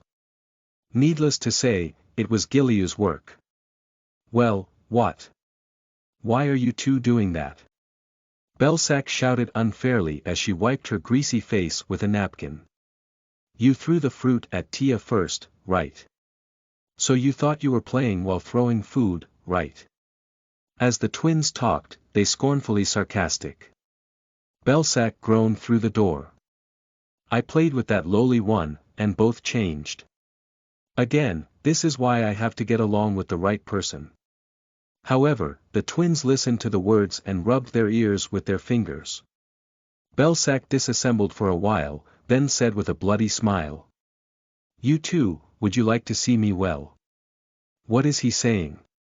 It could have been just dismissed as Belsaca's common buzz, but there seemed to be something. It was even more of an elated attitude. Belsac said, looking at me and the twins. From now on, I have been granted permission from my grandfather to go to the Imperial Palace once a month. With a special request from Her Highness the Empress. Chapter 36. You are listening at novelfull.audio. Oh, is this the beginning? I searched my memory. Right. It seems to have been around this time in my previous life. Belsac started to enter the Imperial Palace in earnest as a playmate of the first prince. In fact, it starts because Astana and Belsac were not so close. Astana regards Belsac as an annoying trembling thing, but there is no real friendship. It was quite a political intention. Aren't you envious? Belsac said, shouting at me and my cousins at the table. No. I don't envy anything. Why would I be envious of playing with that guy who is not kind and has a dirty personality? He was act mischievous to Tia as well. The twins replied in a deep tone. Perhaps the two are sincere. It's funny for Lombardy's children, First Prince was not such an attractive object of play. But would other noble families do the same? Ha! Lie. Everyone was envious. Perhaps he had already boasted in several social gatherings. And that's what Vise and Cyril wanted. Of course, it wasn't just to groan in front of people. Rather, it was to show that the relationship between the first prince, that is, the Empress and the Vise couple, was so close. So have you. Belsac said, pointing me with a pointed fork. Wouldn't it be better to listen to me well in the future? Be as docile as before. What did you say, that idiot? Anyway, I am not envious of any acquaintances with the first prince, who will be brought down by the hands of second prince and sent to the battlefield. However, I hated seeing Belsaca's elated appearance, who had no idea of such a future. I quietly buttered the bread without responding. Plenty, plenty. Very meticulously. And lifted it. Flinch. And Belsac, who was looking at me, flinched. But I brought buttered bread into my mouth as if to behold Belsac, and asked. It is only then that Belsaca's face, who has grasped the situation, turns red. I deliberately spoke out loud, licking the crumbs on my mouth with my tongue. Chewy. You can hear twins squeaking from each side. It's a bonus that Astalia's cry for Belsac is a bit disappointing. Oh my gosh. At that time, the door of Eleanor Hall opened and I saw Grandpa entering. The grandfather glanced at his grandchildren and granddaughters sitting around and walked straight to the big table. The adults who were sitting stood up and greeted the grandfather. The family banquet was just beginning. I quietly shut my mouth and listened to the conversation coming from the big table. Asterisk asterisk asterisk, it feels good to see everyone gathered like this. Lulak said with satisfaction as he watched the children and their spouses seated around him. Lombardy was on the good side with the current lord. Just as proving that blood and flesh are of no use in the face of power, compared to the unfolding of situations that other families can't even open their eyes to. At least, the brothers haven't poked swords into each other yet. And it was a disproving that Lulak still exists. If the time comes when Lord is weak and the vassals have to think about the next generation, then it will be difficult for everyone to sit around a table like this anymore. Especially for those who will become the next Lord of Lombardy, and of course Lulak himself too. Get some food. Lulak ordered the butler. After a while, more servants raised several silver trays. Wow, it's amazing. At the back of the procession, the children lit their eyes when they saw the two male servants whine and come in. It was big roast pork with a red apple in its mouth. 3 The banquet hall was already filled with an appetite odor. And the man dressed in clean clothes came in last. He was the chef in charge of Lord. For reference, Emperor Yovan's chef was his disciple. The chef, who politely greeted Lulak, took his own knife and cut the grilled pigs to eat. I could see the chef's dedication to the house, how careful his hands were on each dish. A plate was placed in front of the people, and the meal began in a rather free atmosphere. Then, with a bottle of wine, Vise stood up and approached Lulak. I will serve a drink. Father. Lulak nodded satisfactorily and took the drink of the eldest son. Vise said as if everyone was asking for a listen. Thank you for allowing Belsac to enter the imperial palace. It was Vestian who responded first to those words. I guess it went well, brother.in.law. It is thanks to my father. Vise, quite resolutely, turned everything to Lulak's eyes. Without permission, Belsac would have had to wait months before he was 11. Vise was bitter, and he had a good relationship with Vestian. It was also because Vestian was very good to everyone. Of course, there was a bond between the two. Lulak watched the conversation go back and forth, silently holding a red wine to his mouth. How glad your father made an exception for us, Belsac. Cyril laughed, giving strength to the word exception. Lombardy's children are not free to act outside the mansion until they are 11 years old. However, it meant that Belsac was treated specially so that he could go to the imperial palace. It's even an exception. Jeanninette said quietly but coldly. At the same time, Cyril's long eyelashes trembled. However, he did not rebuttal. None of Lulak's children, the 4 siblings, can fight against Jeanninette. It was the same with their spouses. In the cold atmosphere, Vestian smiled and patted Jeanninette's hand. Jeanninette was the most steely to her brothers, but only to her husband. She showed a particularly weak appearance. Even now, she could just erase the cold expression and laughing at pretending to be unable to win and continuing to eat. There is no such thing, to be so loud. Finally, Lulak opened his mouth. If there is a good reason, there is no reason why you cannot travel outside the mansion before you are old. Besides, you cannot ignore the Empress's letter. A subtle smile spread to Cyril's hardened face. Please make sure that Belsac does not make mistakes in the imperial palace. Yes, father. Vise replied with a smile. With this gathering and eating, the food seems to be more delicious today. Isn't that right, father? Vestian released the atmosphere with a unique soft smile. Yes, it is. It would be nice to gather like this often in the future. Oh, is it difficult because of the youngest brother.in.law? Haha. Galahad, who had been eating quietly on one side, opened his eyes round when he was mentioned. You mean me? I can't see the face of the youngest brother. In law these days. Oh, I'm sorry. I'm busy with work. Gallahan said, bowing his head. What's happening? What do you say, you? V's laughed, and Cyril rebuked her husband. However, that did not mean that the smile that quietly disappeared from Cyril's face was not erased. It was noisy about opening a store this time, but what on earth are you doing? V's asked Gallahan as if they were blaspheming. It was a mockery enough to make other people listening, but Gallahan replied calmly. That's exactly what you said. I'm trying to open a small shop. Without family support. Yes. I'm going to do it this time on my own.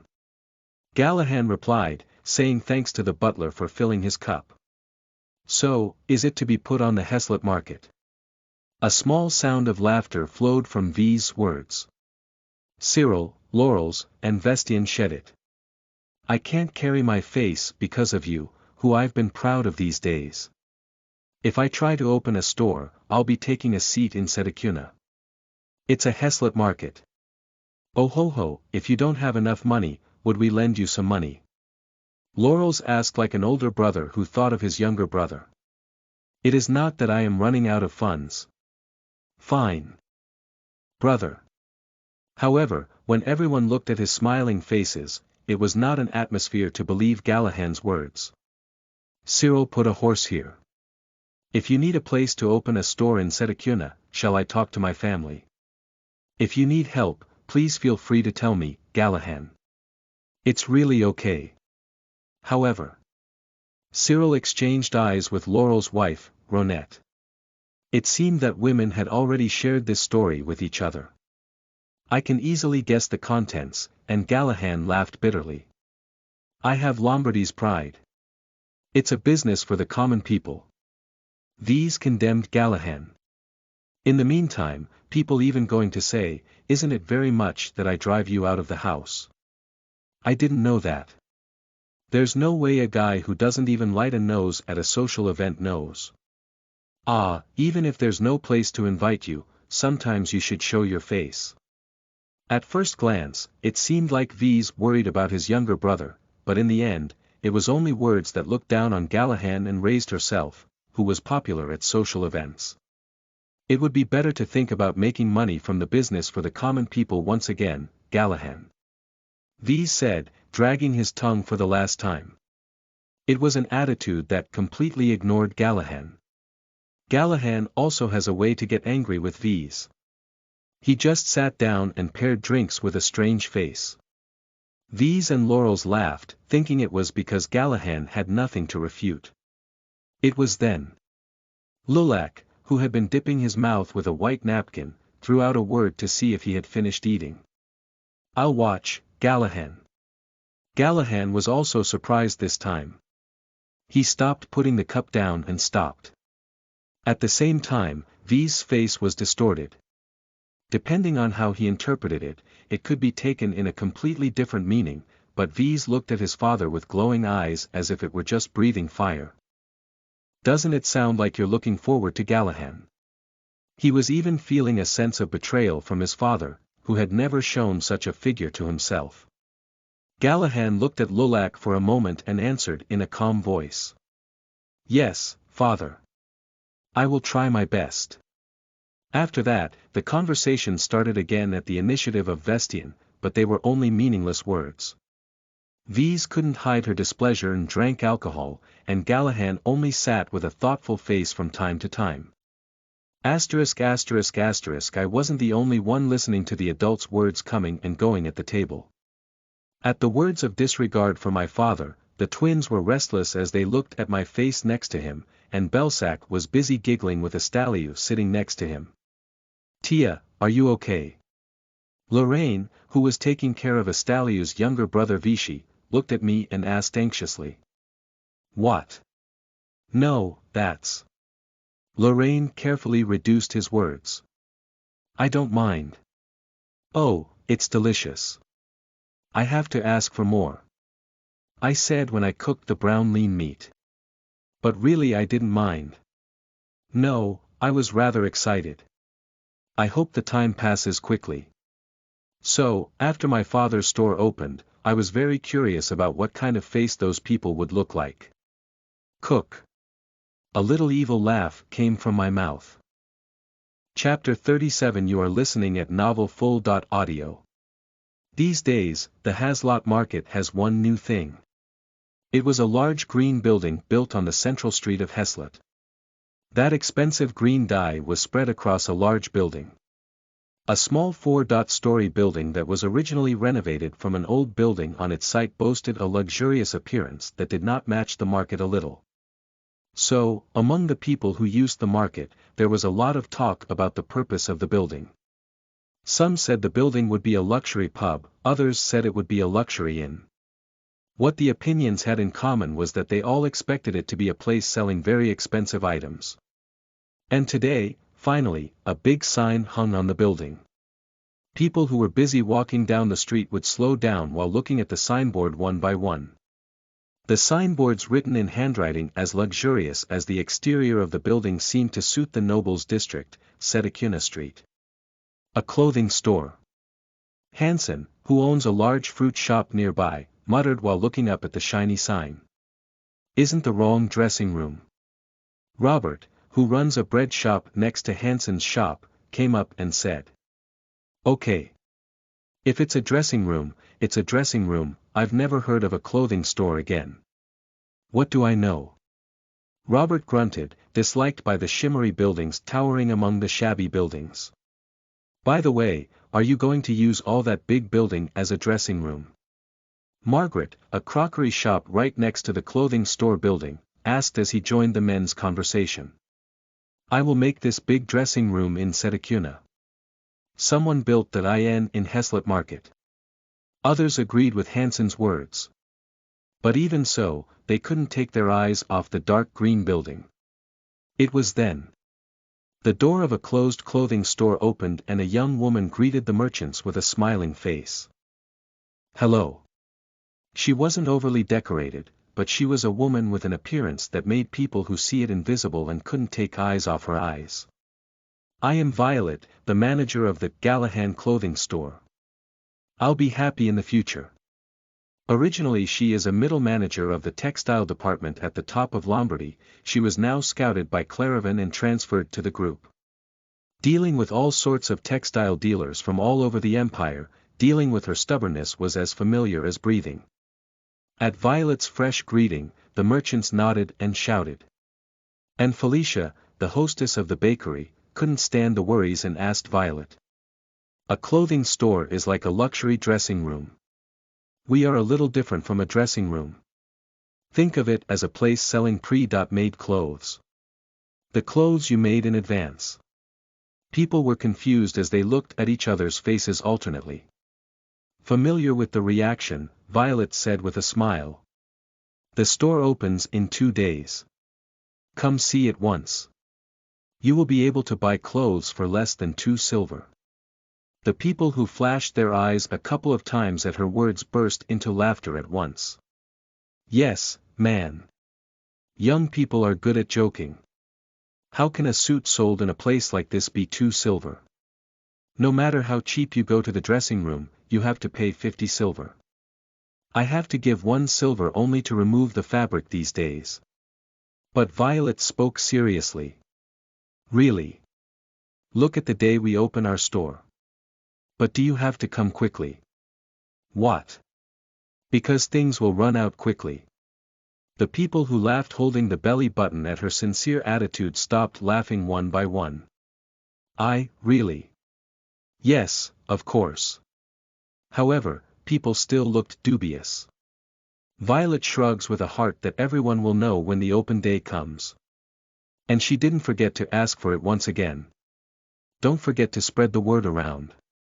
The opening of our Gallahan clothing store is 2 days later. Today was a day of class.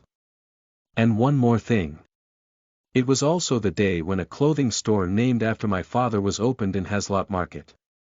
Not only my father, who was nervous and couldn't sleep all night, but I also went out early in the morning and had a simple breakfast by myself, and I headed to the classroom a little earlier. Because of Claravan's schedule, there was a message that the class was a little faster. Maybe in the afternoon, I'm going to go to the dressing room to check the situation. The door of the classroom was opened after passing the familiar path. Even though I didn't know about the twins or Belsac, the classroom was empty, where I always thought there would be Lorraine who came first to read a book. Am I the first? It's rare. I settled down in the classroom without much doubt. It was the place where I always sat with the twins. But I heard the door of the classroom open again. Hi, sir. I laughed wide at Claravan. It was a business smile. When I laughed like this, it was Claravan who always smiled at me. But today something is different. He smiles like a habit, but his hardened eyes look at me. Teacher, what's going on? Claravan approached where I was sitting, took a small jar from his arms, and put it down in front of me. Did you know this product that is selling on fire these days as Lombardy's business? I didn't know how to answer. It was because I made a conversation with my grandfather about the recommendation letter. Besides, I heard that my grandfather collected Lombardy's vassal and even proudly boasted of it as my work. So, it's okay to answer, I know well. But it made me hesitate that I couldn't understand the intent of Claravan's question. Instead of answering, I looked at him for a moment. Claravan's eyes, whose pigment was close to light blue, faced my gaze in front of me. If so, let me tell you what I think. Claravan said in a low voice.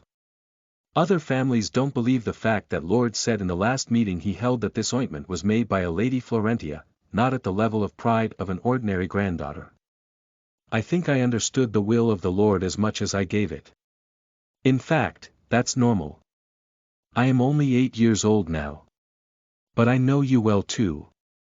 Me. Perhaps the idea and method of creating this ointment was something you came up with. Esther just added technical awareness. Isn't it? No. I just really helped Esther. First of all, I tried to pretend I didn't know. But, as expected, it doesn't work for Claravan. Then are you saying that Esther invented the ointment? Yes. All that matters is Esther. She doesn't just sell medicine but put it in beeswax and vegetable oil to harden it. It's also mixed with Hep C. Because Esther is smart. Of course I know that Esther has a brilliant head, but she, not the one who thinks out of the box. No, when did you figure out about Esther like that? Claravan seemed to be convinced already. The ointment was not made by Esther, but by my own initiative. In fact, I have been noticing it for a while. The day he had a meeting with my father over the price of ready-to-wear clothes. Claravan clearly knew that this ready-to-wear business was a business for commoners' customers. At that time, it would have been to show his intentions, that he suddenly raised the price higher. It was already a little while later that I felt uncomfortable in Claravan's attitude. But there wasn't much to say after that, so I thought maybe it was my mistake and went over. Being raised in this way? I asked with a bloody smile. It's only said to me that today's class has been pulled, right? Then Claravan responded by raising the tail of his mouth as well. Yes. Others were told that today's class was cancelled. I did it because I thought I needed time to talk to you. Please forgive me. You didn't have to do that. If you just asked, I would have answered. Just like Claravan did, I was just trying to think of him, not to take it to the end. It was a little bit more than I had planned, but it was going to happen one day. It's Claravan Pellet after all. It was rather welcoming that a commercial genius who I had to make him my own people at all costs came to me with curiosity. If so, please tell me the truth. Claravan said in a sincere voice. At that moment I could see. If I don't properly answer Claravan's questions right now, I'm not going to get this genius's cooperation no matter what the future. I put my back straight to get my posture right. First of all, the teacher's guess is correct. I made the ointment with Esther's help. Also. Claravan's eyes looking at me twinkled. Then, is Gallahan's project also the idea of a young lady? No, that's not it.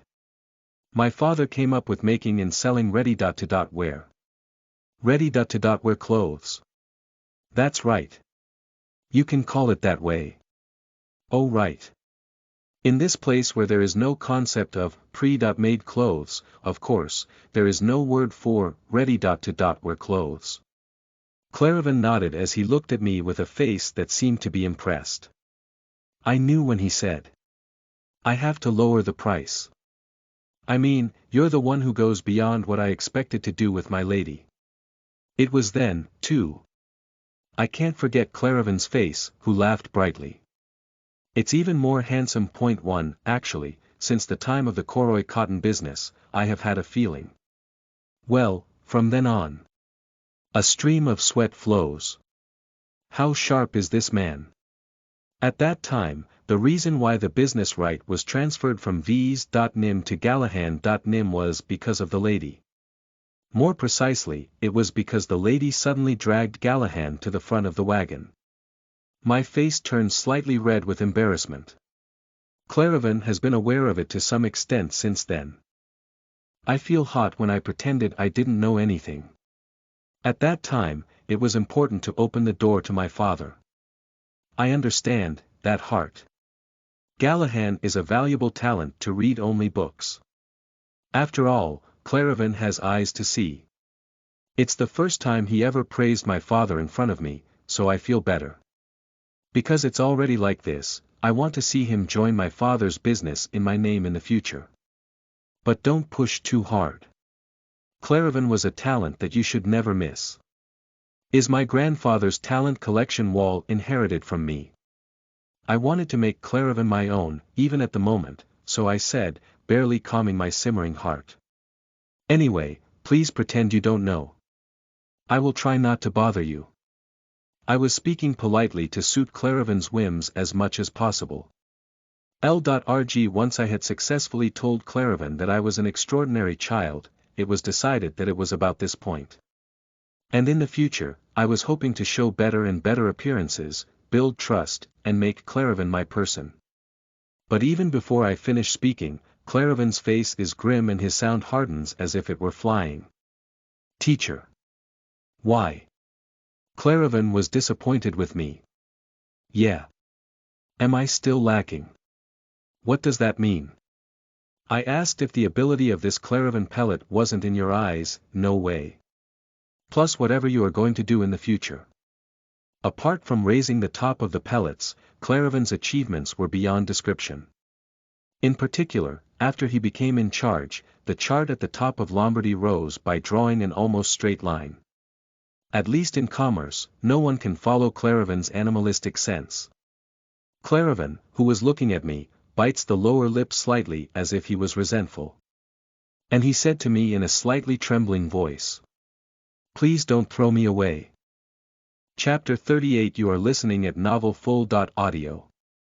Clarivan's frowned face looked as if he had received a breakup notification. Point 4. Sir. If I was not enough to support you, I'll do my best. Learn more and gain more experience. So please reconsider. He is the same person in the past, but this was so different from the Clarivan I know. Clarivan did not break his pride in front of anyone. Even in front of my grandfather, he always maintained a stiff attitude that he thought would be okay. Honestly, I'm embarrassed. I couldn't believe it, so I asked as if to confirm. So you're saying you're going to help me? No. I'm asking you to allow me to help you. Why? My heart came out without my knowledge. Have I ever done anything big enough for Clarivan to come out like this? No. Rather, it moved quietly, whether people noticed or I attracted attention. But why does the Clarivan pellet look like this? Clarivan looked at me, muttering blankly, with a grimace, and replied. Because I saw the possibility in the lady. If it's possible, you mean the possibility that I'll be a smart adult later on. No. Clarivan shook his head. The possibility to save this Lombardy. 3. It felt like I was stabbed. In the future, I am running with a pledge to save this beautiful family that V's is going to eat like a family member. I have never spoken that thought out to anyone. I barely took care of my facial expressions, and then came back with an innocent face and asked again. You are saying that our family is dying right now? At my question, Claravan was ill and corrected his words. Not yet, because the Lord is firmly seated. But Claravan, trying to explain something long, suddenly shortened her words and stared at me. Then he said with a little bleak smile. You're testing me again, Lady One, and he said to me in a tone that seemed to have no doubt. Don't you already know, even my lady? Claravan laughs quietly. Oh, I'm not fooling him again. I had no choice but to shrug once. You are saying that V's Lombardy should not be the next lord. Instead of deliberately saying that he was uncle, I called the name V's. Anyway, except for Jeanette, I didn't feel the kind of blood relationship with my father's brothers, so this was comfortable. Claravan didn't seem to care about that at all. Rather, he was delighted to see what I was saying. You must be the future of Lombardy, my lady. What is the reason? That's it, of course, V's Lombardy is not suitable to be next lord. No, not that one. I cut off Claravan's horseback. According to the teacher's words, it would be much better for me to take over the position of lord when I grow up than for V's to become lord. That's not what I'm curious about. I smiled like a habit. I'm asking why you believe in me and stay by my side. That's. For the first time, Claravan showed hesitation. I did not rush. I just sat down and waited for Claravan to clear up his thoughts. I'm originally from Dillard's family. It was the first words from a carefully opened mouth. My father is Ramasy Dillard, who is currently in charge of Top Lombardy. I knew it from my previous life. However, only very few people really knew this. So, it was all about the other families who had a deep connection to Lombardy.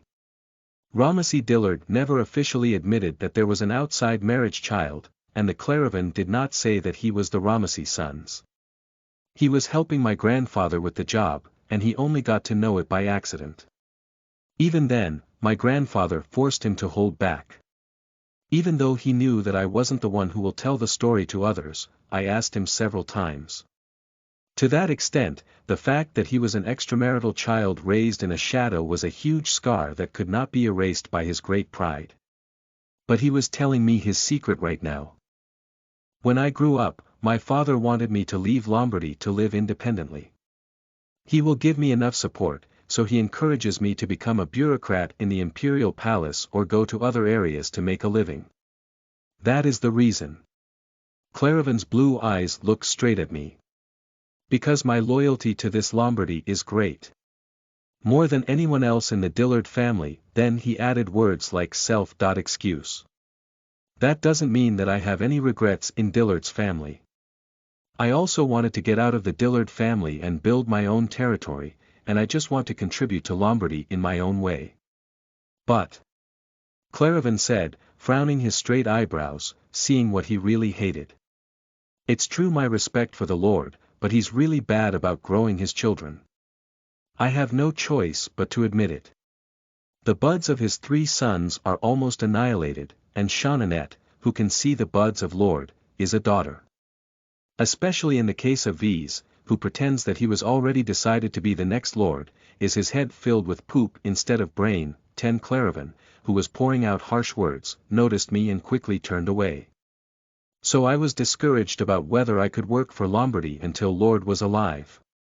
I was in charge of education because I wanted to, but the result is still the same. Then I see you. Claravan said seriously as he looked at me with his eyes dripping because he couldn't contain so much affection. Plus, I haven't achieved anything like this yet, but I am confident that no one will lose my loyalty to this Lombardy at least. Honestly, it's a little surprising. Claravan, who was always ice-cold, had such a passion for the Lombardy family. That is why, as soon as he became in charge of the top of Lombardy, he would have grown up the top like he was waiting for it. And although it's a bit strange, the appearance of me from the past kept overlapping with the appearance of Claravan. He is doing his best with love for Lombardy, knowing that he will not be properly recognized because of his natural origin. I finally made up my mind and opened my mouth. The reason the teacher hasn't achieved anything so far is that you haven't been given an opportunity. When I said that he had been listening to it, Claravan opened his eyes in a circle. But now it's different. Even though the beginning is just a clothing store, you know well how big a move my father's business will be, right? Then why the lady sent Galahad to me? I was expecting that the two of you would become a good partner. I could do something to my father and the teacher at once. Okay. Claravan shed a little groan. I asked Claravan again and again. Can you handle it? Claravan Pellet even shows his wounds and wants to be my person, but I have no reason to push him away. No, you shouldn't be crazy. For me, who is still young and has no access outside the mansion, Claravan will be my eyes, my mouth, and my feet. It will also be my mask until I am an adult. It may be a little difficult to follow my future plan. Claravan's blue eyes shook like an earthquake.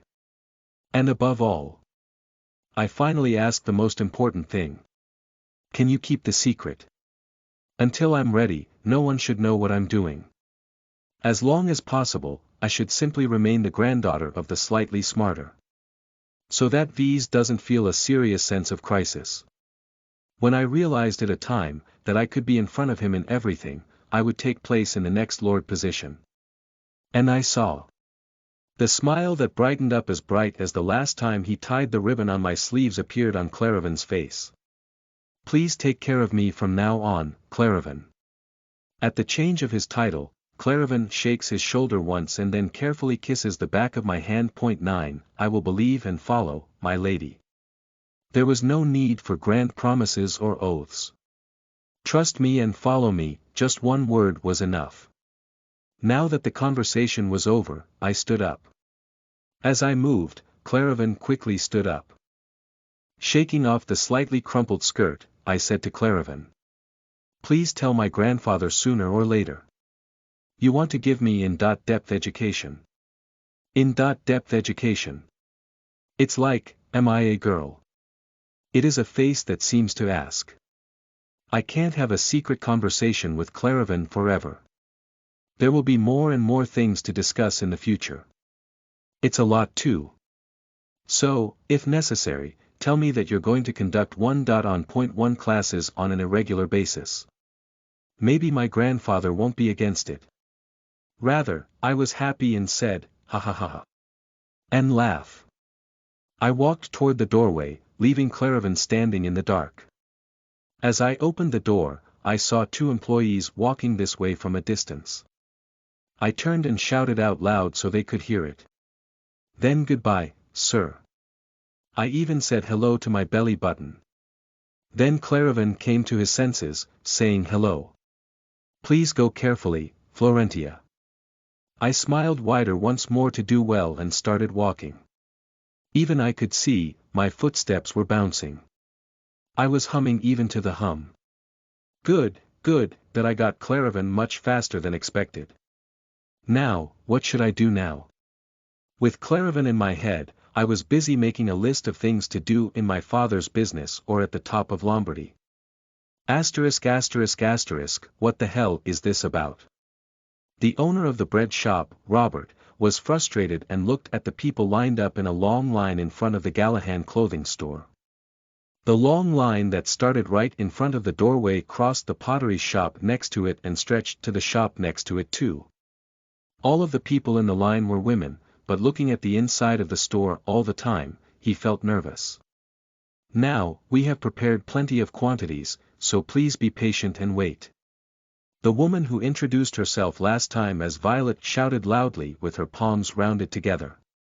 However, as more items were held in the hands of people coming out of the store, the faces of those who waited became increasingly sad. At that time, a man ran out of a hectic store. Manager. The man with reddish-brown hair and pale white skin glanced at the people in the line, then immediately approached Violet and said a small word. I think we should set a limit per person. As it is, it will be less than an hour, so I think the number of supplies I prepared will run out. Yes, I can't help it. Do it. I expected it to be popular, but it was such an explosive reaction. She didn't know that she had to limit the number of clothes that people could buy because she didn't have enough clothes to sell. Violet was running around without knowing that it was a difficult day, and she didn't know that the smiles of laughter would fall on the faces of the store employees. She took a deep breath, then exhaled, and again gathered her hands in a circle and shouted out loud so that the person at the end of the line could hear it. To ensure that the purchase opportunity goes back to as many people as possible, you can only purchase up to 2 sets per person. Please understand. 2 sets per person. Those who were greedy for her words complained, but the people behind the line were very happy. However, despite the efforts of the employees, in the end, the clothing store had to close early, long before the closing time on an opening day. And the popularity of the clothing store only got higher and higher without knowing that it would cool down the next day and the next day. Chapter 39. You are listening at novelfull.audio. 2 weeks have passed since my father's Gallahan clothing store opened. As a result, the ready-to-wear business was a big hit. Even today, before the opening hours every day, all of the supplies were sold out and they were closing early, and the word ready clothes was spreading more and more throughout the Lambrou Empire, as synonymous with Gallahan clothing stores. It was impossible to meet the demand with the crowds of people, so some time ago, additional weavers and tailors had to be hired, 3 times the number of those who first hired. 4 And now he was trying to find a suitable location to make a branch. Many were amazed at the introduction of the new concept of ready-to-wear and the prices of cheap clothes. But what was most surprised by the success of this project was the people inside the Lombardy family. The people of the family, who thought my father, who had a low presence considered as a timid youngest, who just liked to read books, were surprised and half turned upside down. Some of the vassals said, "Is that Gallahan the one I know?" To that extent, my father's position was very different from 2 weeks ago. Even today, the mansion was noisy from the morning because of my father. It was not a place where everyone had to attend unconditionally like the last banquet, but it was an autonomous gathering for breakfast. Over the weekend, the family of Laurels, who stayed in Ginefolk Street, his wife's family, and Vestian, who had been to work from early morning, gathered together. I sat next to my father, ate fruit with a fork, and appreciated the faces of the people sitting around the table. Grandfather laughed happily as he watched the servants busily walking in and out of the room. "Ha! It looks so good. Isn't it, Jeanette?" "Yes, father. The employees are also very fond of it. That ready-to-wear is a very convenient thing, Gallahan." Within a few days after my father's clothing store opened and the boom hit, a large number of orders came in to buy several hundred pieces of the same type of clothes at once. It was the Lombardy family. They picked ready-to-wear clothes from Gallahan clothing stores as uniforms for employees working inside the mansion. With that order, grandfather quickly became a VIP of the clothing store, and today was the day the clothes ordered were distributed to the servants. Overall, the uniform, red or dark burgundy, was a dress that women could wear with their tops freely, while men could wear pants and vests with autonomous shirts as well. Originally, a clothing store that only sold women's clothing had to make a pattern for men's clothing because of this order, but it was a large order to cover the cost. "Thank you for the compliment, father." My father nodded with a slightly embarrassed face. "And it is this change that I like the most among them. How did you come up with such an ingenious idea, Gallahan?" Grandpa said to my father with a happy face. As the praise continues, V's face hardens more and more. I pretend to be calm, but the sporadic swelling under my eyes seem to be boiling inside. "Oh, it's fun." 1 When the interest of the family and the empire turned to my father, V's couldn't stand it. I had to pinch my thighs in order not to laugh too hard while staring at such a figure of V's. John. Grandpa called the butler who was waiting next to him. Yes, Lord. What did the servant say? Did you like it as Shaunanet said? Everyone is very grateful that they don't have to worry about their clothes anymore. Yes. Good, good. The grandfather nodded and said that he was very satisfied. If you have a problem with your clothes or need extra clothes, make sure to buy new clothes at all times. Is it possible, Gallahan? Yes. If John contacts the clothing store, we will arrange for delivery to the mansion at any time. The butler seemed a little surprised by my grandfather's words, then bowed deeply with a smile. It was an expression of gratitude and respect. Okay, and Gallahan. Yes, father. You did very well. That was only one word. A word of praise from the father to his son as if tossing it. But the repercussions were great. The actions of the people around the table stopped for a moment, and the deacon John also stared at my father. Grandpa also hurriedly continued eating while coughing as if feeling the reaction around him. Thank you, father. I wondered if my father was surprised for a moment, and then replied in a small voice. At that time, Cyril said that she seemed to intervene with an exaggerated tone of voice. Now, in a few days, it's the day that Belsac visits the first prince, father. His intention to divert the subject of the conversation from my father to his son, Belsac, was abundant. What kind of gift should I bring? She wasn't really asking for advice. In a word, she was asking for a suitable one of the family's items. Shaunanet, who couldn't know the insider's meaning, said, frowning at her fair eye. Wouldn't it be necessary for young children to meet for a while and bring a present to their play? It's not just another noble child, but it's the first prince, who will become the crown prince in the future. This is the first visit, you have to bring a present. If so, choose a gift that suits your circumstances and go. But sister. Cyril. Shannonet's strict attitude made Cyril cry. Then he looked at grandfather as if asking for help. Take the key from John the day before your visit and go.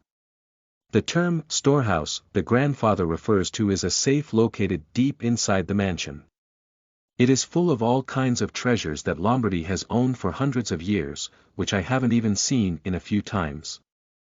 It is a space with a total of 3 stories underground, and inside it is huge enough to get lost if you make a mistake. In other words, when the grandfather said, "Take the key," he said to freely choose and present it to the prince. It was needless to say that Cyril's face became bright as if it had just lit up. Shaunanet seemed dissatisfied with grandfather's decision, but no longer vomited.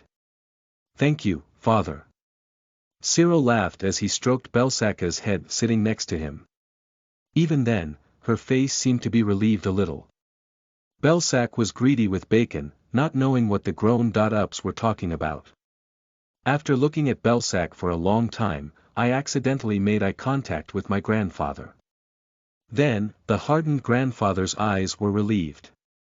After all, my grandfather likes me. I chewed the deaf food in front of me as if I knew nothing. Haha. It would be nice to just see the delicious stuff in the granddaughter's mouth. John, give me the keys. Key? Are you referring to the warehouse key? Maybe Cyril thought like me, and I could see she fixed her dress in getting a key. Ha! But what the butler handed to my grandfather wasn't the warehouse key I knew. And my grandfather called me. Tia, come here. Me. Anyway, when he called, I walked in front of my grandfather. My grandfather gently stroked my cheek with the back of his hand and held a slightly larger key in my hand. It's the key to the library that I had previously decided to give as a gift for your birthday. Library. I forgot. As a birthday present, my grandfather told me how about the library, and that's great, but I told him to ask for a request later. So I thought my birthday gift ended with it. I need to use the favor soon. Couldn't it be replaced by this one? I got nervous, so I quickly asked. Grandpa, But I got something else, you take this too. This grandfather gives you because you like the book. Besides, don't you need a suitable place to have an in? Depth class with Claravan. In-depth class? Jeanette asked, looking at me and my grandfather alternately.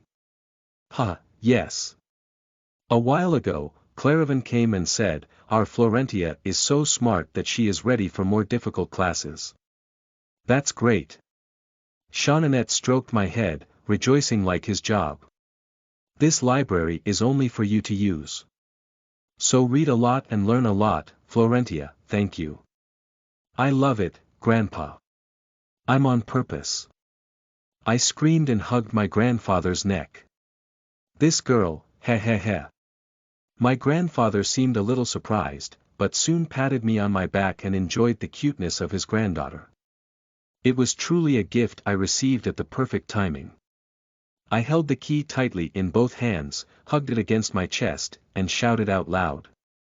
I will learn a lot from the library that was given to me as a gift, so I'll quickly become a great person. After having breakfast and seeing my father off at the front door, I hurriedly grabbed the library keys and moved. When I first heard where the library was, I had to tilt my head. It's near my grandfather's office. Yes, young lady. You can go there. It was a gift to me, so I thought maybe it would be around the place where my father and I were staying. Why are there? I do not know. It was decided by the Lord. Well, the gift is the heart of the giver. Excitingly, I headed to the floor where the grandfather's office was located. My library was across 2 rooms from my grandfather's office. And the moment I arrived, I could see why my library was set up near the office. Are you here, Miss Florentia? Lombardy's knight, who was guarding my grandfather's office, looked at me and pretended to know me. Probably, the security personnel guarding the office seemed to be restricting access to my library as well. As my grandfather said, this library is a space that can only be used by me. I nodded politely, then carefully inserted the key into the door and turned it. Sweet. The door opened with a small crackling sound. It was a small space compared to the public library that everyone in the mansion could use, but there were quite a few books at a glance. Except for the window, all 3 walls were filled with books, so it was quite cozy. I closed the door behind my back and stepped step by step and stood in front of the window. I miss you. I slowly swept the wall by the window. Also, I looked around inside the library. We meet again like this. It was very scary that it was a coincidence. This room, which is now my own library, was my office in my previous life when I helped my grandfather to do office work. I whispered a little while looking at the inside, which was a little different from the memory but still comforting. I'll be happy again this time. At that time, I heard a small knock. Come in. The door opened to my answer, and Claravan came in. Plus, I have received a message, young lady. Before coming here, I moved to the place of the in-depth class through a butler. Claravan had a thick book on one side as if he had really come to teach me. The thoroughness of caring for other people's eyes was so clear that I said with a smile. Then shall we start class, sir? Chapter 40. You are listening at NovelFull.audio. Empress Palace of the Lambrou Empire. Even within the imperial palace, the most splendid space was slowly starting the day until midday is over. This was a normal thing because the empress, who usually cannot fall asleep easily, used to fall asleep only at dawn. The empress's bedroom was dimmed with curtains to prevent the bright sunlight outside. The wet-haired empress, who had just finished taking a bath, sat in front of the mirror. The bedroom filled with the people, such as a maid who combed her hair down hundreds of times to dry it, a maid preparing a dress for the empress today, and a maid cleaning up the bedding from asleep. However, the space was cramped and quiet. Occasionally, they could only hear the empress's annoying sighs. Dozens of maids moved without making a single noise or footsteps. But no one was frowning. In front of the empress, they knew they had to be careful even breathing. After a while, the Empress's clothing was all over. The Empress laughed with satisfaction when he saw a beautiful woman sitting in the mirror that no one else could match. Go out, only you can stay. The Empress pointed to one of the maids who was organizing the underwear she had taken off. As if it were familiar, everyone walked out of the bedroom, bowing their backs politely. However, the complexion that stood upright from the servant turned pale. It was because she knew well why the Empress asked to see herself. You. It has already been 5 years since she had served the Empress right next to her, but the word she always called was you. The dark-haired maid, named Bella, had her hair tightened even further. Yes, Empress.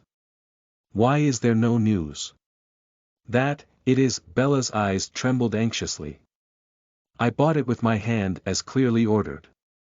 What Empress Rabini told Bella was simple. To poison the food of second Prince Perez. 6 No matter how much her mother came from, she was definitely the son of the emperor. To poison the second prince.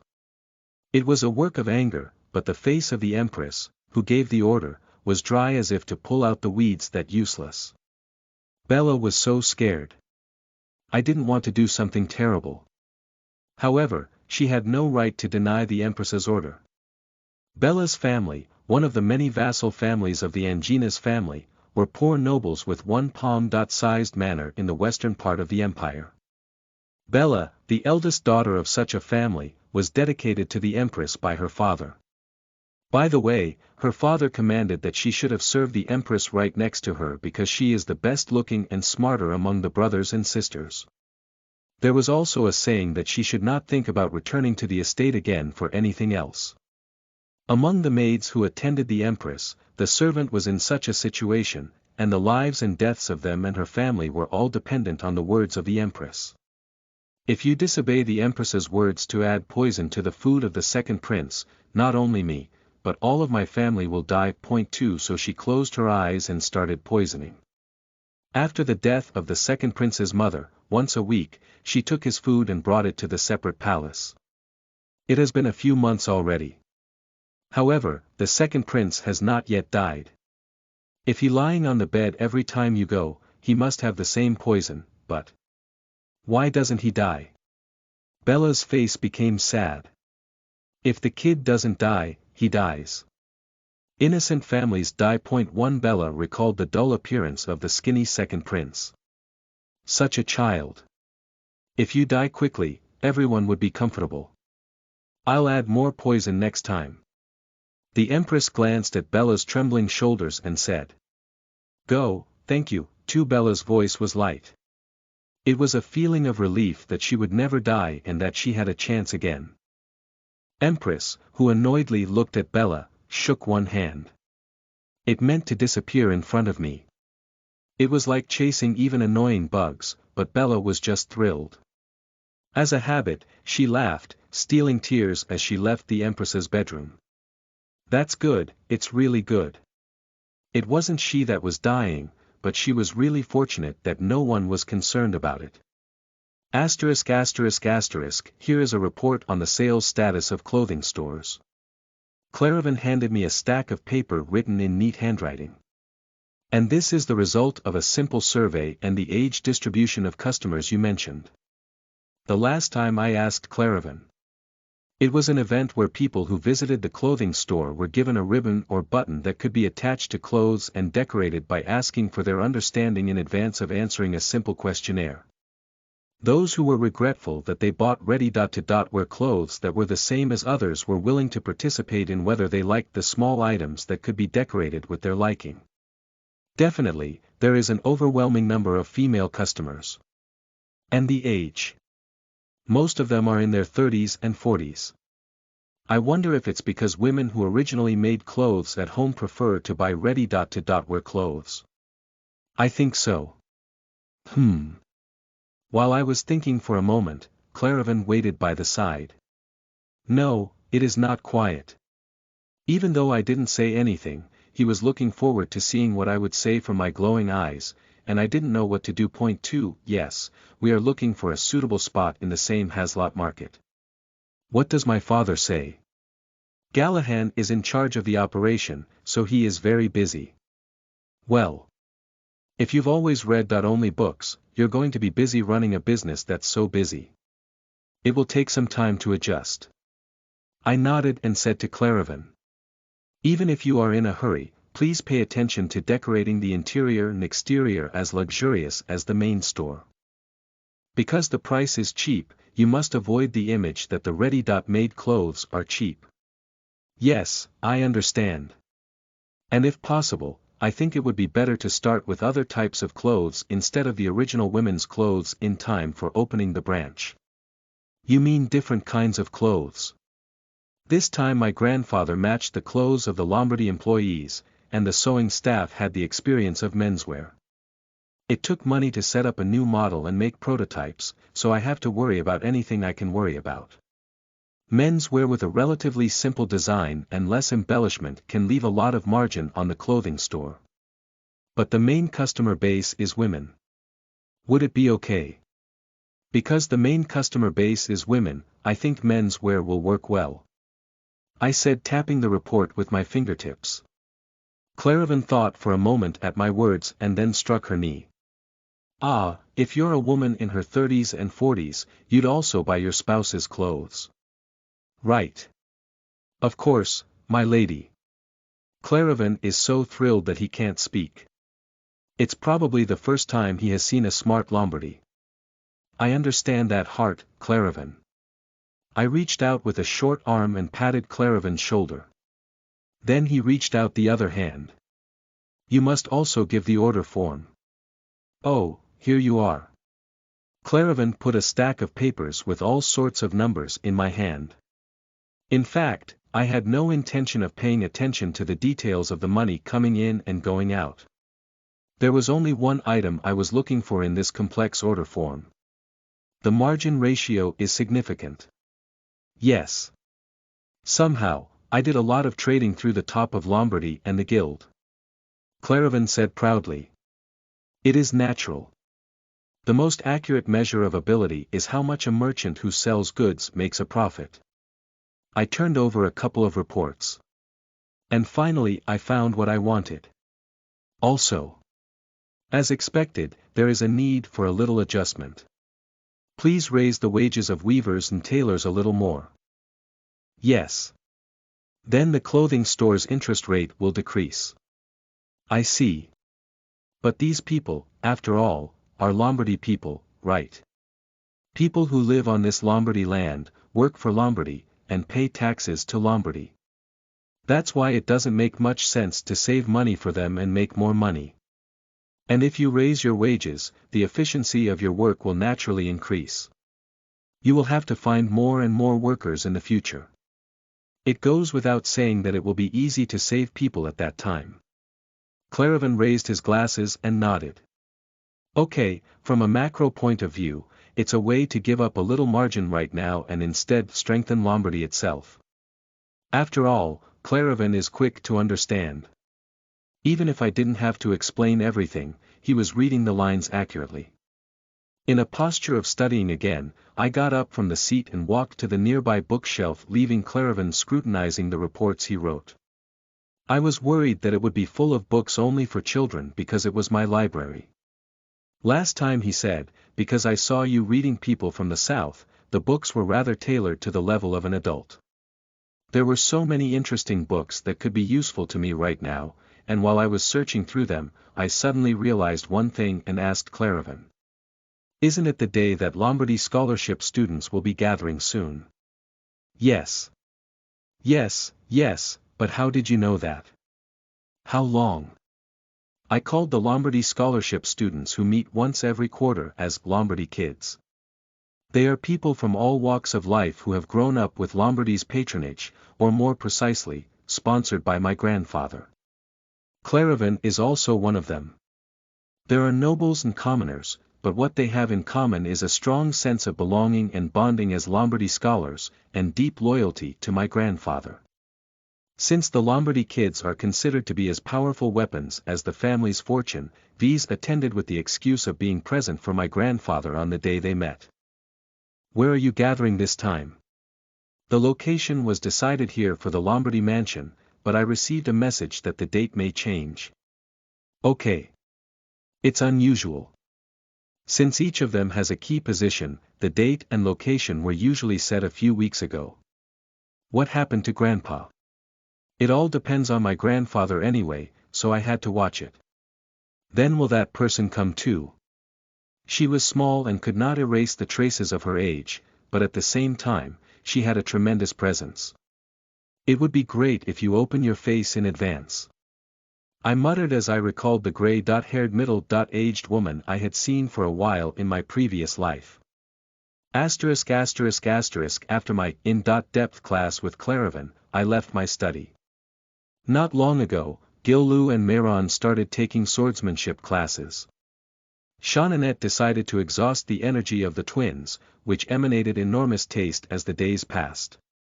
It would be a good choice as they were two people who had been going to the top when the tournament was held in their previous lives. Because the weather is nice. Would you like to take a walk? In a little while, it's time for the twins' swordsmanship class to end. We slowly stepped in to go to Jeanette together. And it was when we were on the path of a quiet road to the training center of the Annex 1 Foot. Something flew and bumped into my face with a big sound.